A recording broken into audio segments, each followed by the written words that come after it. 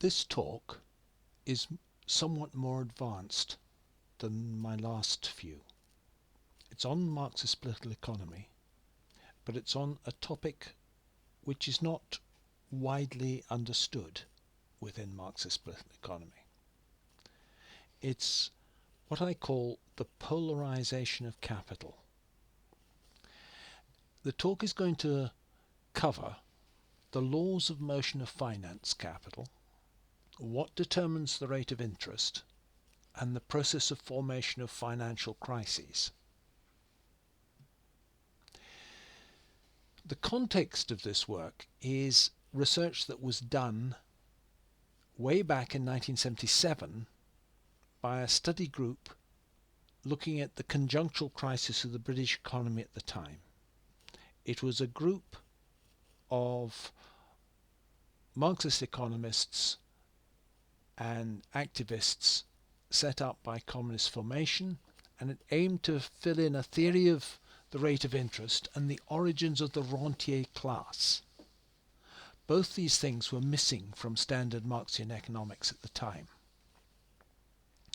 It was initially an internal report of the organisation we belonged to, and the working group included myself, Alan Cottrell and Greg Michelson, and some others who I won't mention now since they are no longer active as far as I know. A PDF of the original 1997 is available, and it's in a form that I typeset from the original mechanically typed document. I typeset it in 1993 to make it more readable, and it's on academia.edu with the link as shown. What does this research link into? Well, among the concepts are the concept of profit of enterprise, which is a concept Marx introduces in volume 3 of Capital. In the paper, though not so much within this short presentation I'm giving, it relies on Kalecki's aggregate theory of profit. It relies also on the work of the 1950s Marxist Steindl, who did work on the maturity and stagnation of American capitalism, and in particular we drew on his work on the theory of gearing ratios. Our work also prefigures the stochastic or thermodynamic Marxism of Farjun and Makover, which was published about 7 years after this was worked out. We make explicit conceptual borrowing from thermodynamics or statistical mechanics, just as Farjun and Makover do, and it's an analysis of capitalism as governed by laws of particle motion. If you look at the full paper, it more or less gives you forces acting on the particles. Why do we need this? In order to have a theory of crises, you need a theory of investment. And in order to have a theory of investment, you need a theory of interest rates. And if one wants to understand the history of British capitalism during the 20th century, you needed to understand why financial policy was so dominated in many circumstances by the rentier interest, particularly in the period between the two world wars. And again, it has come to be dominated by the rentier interest in the early 21st century. And in order to understand that, you have to know how a rentier class arises in the first place. One of the problems is that there is no Marxian theory of the rate of interest. There's no Marxian theory of the rate of interest in capital. In this paper, we introduced a theory of the rate of interest, and I'll present it here. The basic hypothesis we have is that the interest rate is determined by the ratio between the mass of bank deposits and the reserves that these banks have of state money which can be used to meet withdrawals from these deposits. And it can be deduced on purely actuarial grounds, assuming daily withdrawals are a random variable. It's a very simple stochastic theory of the rate of interest. Well, it's a stochastic theory. Whether it's simple is another matter. We start off with the daily bank failure probability function. Now we know the probability of banks failing is actually quite low. It does happen, but there is a low probability of it. If we look at this diagram, we see probability is on the vertical axis. Along the x-axis is the quantity of deposits banks have. This variable Q, this function QW, is the expected the probable level of reserve. Oh, sorry, the probable level of withdrawals. It shows, strictly speaking, it is the probability that withdrawals will exceed W. Now, these are daily withdrawals. Now, if the quantity W is very small, it's quite likely that withdrawals will exceed W. But as W gets greater, the probability that withdrawals will be more than that falls lower and lower and lower. And by the time you reach the total number of total deposits Q, it's practically zero. Now, at any one time, a bank only actually has a certain quantity of money that it has available to meet these withdrawals, its reserves, which I'm showing by M here. And the probability that a bank will run out of money is given by the area of this curve to the right of M. And we know that's going to be small, because banks rarely actually run out of money. But they may run short of money without actually failing. The last time a bank failed in Britain was about 10 years ago, when the Northern Rock Bank failed. And one day, more people were trying to pull money out than the available reserves. The bank failed and had to be rescued. However, before they normally reach that stage, they'll start borrowing from other banks to try and meet their obligations.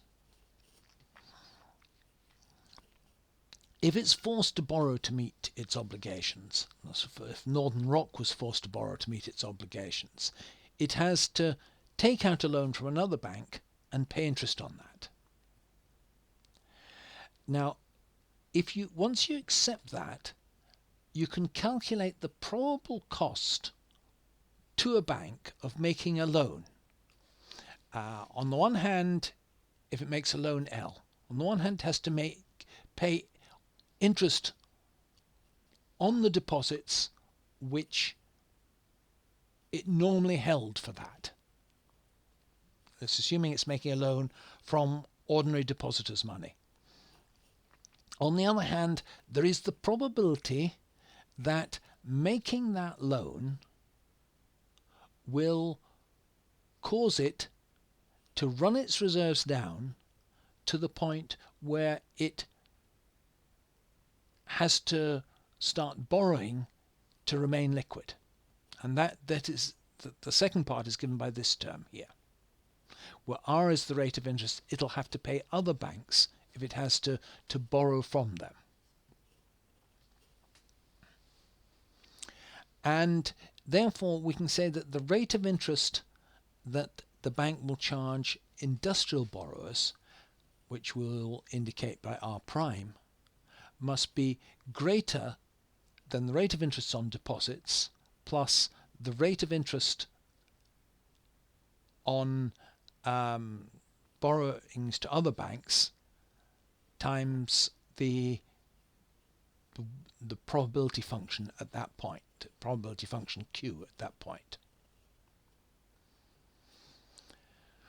Okay, now that actually gives us a formula for the rate of interest, and we've run simulations of this, and we've built models of the capitalist economy, which we ran through simulation models shortly before the 2008 crisis, actually, at the 25th anniversary conference of Farjun and Makover's book coming out.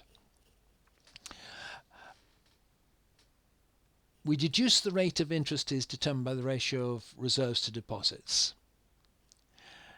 Now, given that the reserves, M, are which is state money, and money that's issued outside the private banking system by the state, what determines the mass of deposits? Because given M, it's the mass of deposits that will give the weighting of the function Q, and therefore the probability that the individual banks will have to borrow from other banks and therefore meet a higher cost for making loans. So the next thing is to analyze what governs the growth of deposits in a banking system. Now, the following basic relationships must hold. The growth in deposits plus bank profits must be the growth in loans plus the growth of monetary reserves. Now, if we assume that all of banks' profits are distributed, i.e. they're transferred to the accounts of the rentiers who are the nominal owners of the bank capital, and that the total reserves are fixed by the action of the state, then the growth in bank deposits is going to be made up of two components: the growth in rentiers' deposits and the growth in enterprise deposits, i.e. the growth in deposits by the rentiers who just leave their money in the bank, and the growth in the deposits by firms. Now this makes the enterprise deposits the free variable, because the growth in rentiers' deposits is just equivalent to the savings of the rentier class. But enterprises are more complicated. Some firms are borrowers and some firms are lenders. In what follows, we will divide them into four categories. Borrowers, and this assumes they are already in debt and are borrowing further. Ones that are in debt but repaying their loans. Those that have net positive deposits and are building up the deposits, and those who have positive deposits but are running them down. So those are the four possible conditions that enterprises can be in. I'm now going to introduce a concept from physics which is called a phase plane diagram. Phase plane diagrams are a technique borrowed from dynamical systems, in particular the theory of gas molecules. Just as Farjun and Makover did, we viewed the set of all enterprises as a gas, but we looked at how this gas was distributed in the phase plane and attempted to analyze its dynamics. In classical dynamics, we normally have a position and a momentum for every particle, or a position and a velocity. And the axes of our phase plane diagrams will be, for example, position axis or a momentum axis. And what I'm going to do in what follows is develop monetary analogues for position and momentum. In order to do this, I define the enterprise phase space axes, which are I call J and G. First, I introduce the variable E, which is Marx's rate of profit of enterprise. Now, the profit of enterprise is the profit after paying interest. It's the profit that a firm has after it's paid interest on its loans. And K is the capital stock. So E will typically be less than the total rate of profit. Now, alpha is the rate of investment as a function of capital stock. Sorry, rate of investment as a portion of capital stock. And J, which is going to be one of my axes, is alpha minus E. Now, that is investment taking away the rate of profit of enterprise. So if the rate of profit of enterprise is greater than alpha, a firm will have a negative J. That is to say, it will not be building up debts. If, on the other hand, it is accumulating faster than its rate of a profit of enterprise, it has to borrow to meet it.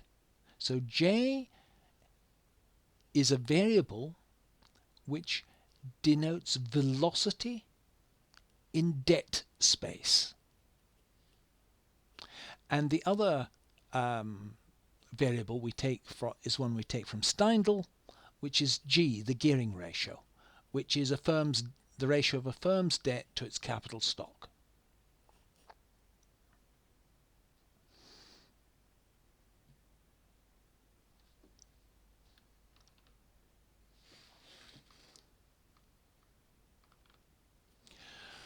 So here's the enterprise phase plane, and the four groups of categories of firms that I mentioned earlier are shown here.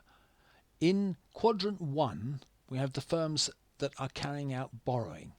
Now they have firms with a positive J, and J is velocity in debt space, so it means they're building up debt. And G shows their total current debt. This is a standard feature of a phase plane diagram. One is velocity, one is position. Quadrant 2 are firms that are repaying their loans. They have positive debt, i.e. their gearing ratio is above 0, but their J is negative, which means they're repaying their loans. Firms down here have negative G and negative J. That is to say, they have a negative gearing ratio means that their deposits with the banks exceed their borrowing from the banks. So these firms are net creditors and they're accumulating deposits. Firms here are net creditors who are running down their deposits. I'm treating enterprise as gas molecules in this phase space. Now, something we can deduce is the center of gravity of the entire mass of these gas molecules. And the center of gravity is shown as J bar and G bar. And we assume a probability density function, which gives the probability of an enterprise being at position J and G. As I said, we have done numerical simulations showing the evolution of the enterprise gas in this phase space. The original paper gives analytic solutions to the dynamics of the system. Now, what are the dynamics of the enterprise gas? The distribution of the enterprise population across the phase plane is what determines the growth of bank deposits. And this is, in bourgeois economics, seen as what determines the it determines what is called the money supply in bourgeois economics. But the term money supply is misleading. What it actually shows is the amount of deposits held by the banking system. And basically it's determined by how much of the bank population is in quadrant 3 here. I've said quadrant 4 there, that's a mistake. That should be 3. Let me just correct that. And this distribution tends to be unstable. And that's the critical thing from the point of view of understanding how a rentier class arises and how financial crises arise.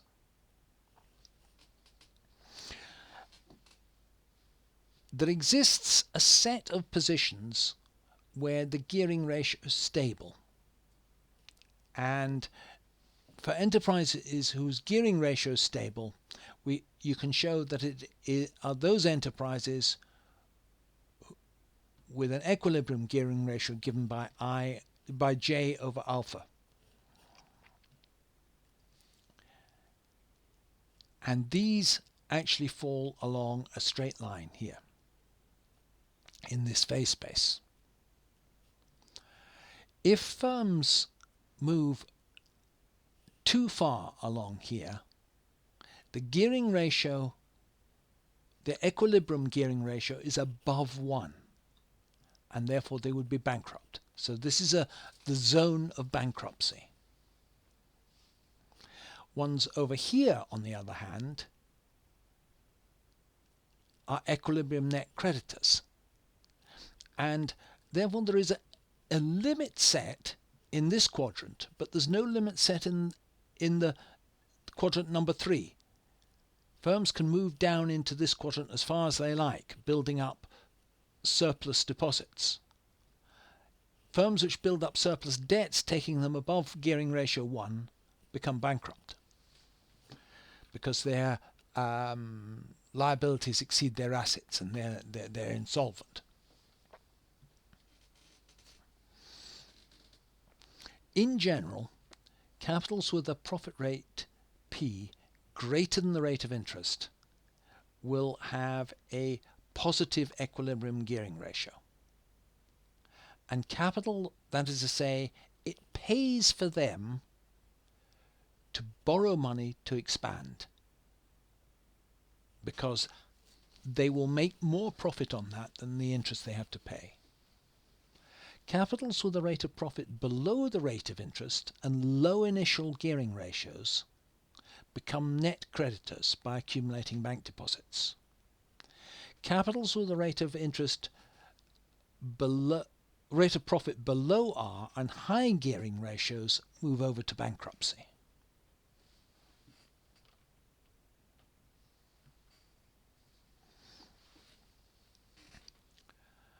The equilibrium point is on the y-axis of the phase diagram, which is unstable. Capitals to the left of the y-axis move down and to the left. Capitals to the right of it move up and to the right towards bankruptcy. Simulations show that if you start off with a population of capitals like this, it develops into a tadpole shape with a rentier tail growing down into this area. But because the total mass of deposits and the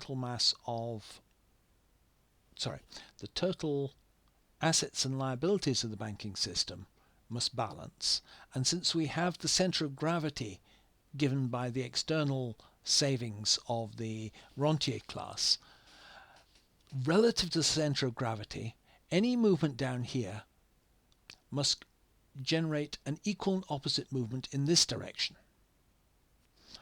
So you get an inherent polarization process because of the conservation laws governing accounting of money in the banking system. There is a deep relationship between conservation laws and monetary phenomena. In physics, we have conservation laws which determine the dynamical properties of systems, and in the financial system, the actual practices of the banks and of accounting introduce conservation laws. Now, if the rate of interest rises, what happens is it tends to disperse the firms along the pseudo-rentier and bankrupt polarization axis. That in turn accelerates the growth of bank deposits Q. This results in further rises in the rate of interest, which accentuates the process and precipitates a crisis. And that's what happened in 2008. Incidentally, the fact that it hit the Northern Rock first is an interesting property of the law of large numbers. The variance of a sample depends on the size of the sample. Now, the Northern Rock was in an unusual position in that a large part of its deposits were coming from other banks rather than small depositors. Now, a probability distribution over a small sample will tend to have a larger variance, and therefore the Northern Rock was a bank whose Q function had a long tail to the right compared to other banks, and it was therefore the one most likely to fail.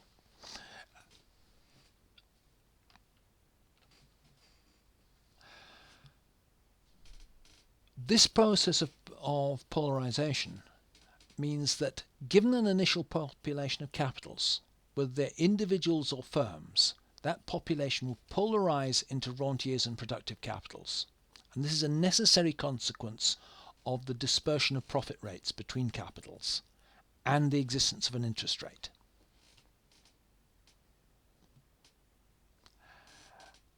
It's important not to use the concept of a money supply.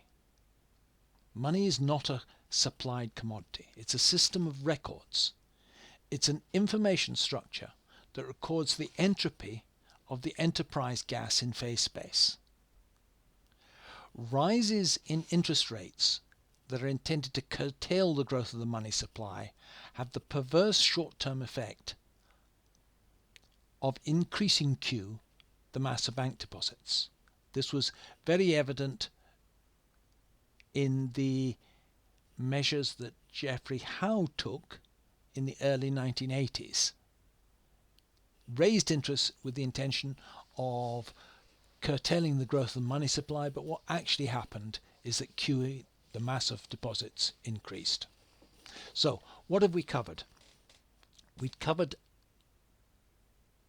a econophysics type theory of financial crisis, the rate of interest, and the dynamical motion of firms in a phase space. I know this is a relatively complex and sophisticated piece of Marxian political economy compared to my previous talks, so I expect the number of people who will be interested in it to be smaller, but financial crises are a critical factor in the development of capitalism. They occur periodically, and to understand them, you actually need to know the laws of motion of finance capital, not simply the laws of motion of industrial capital. Thank you.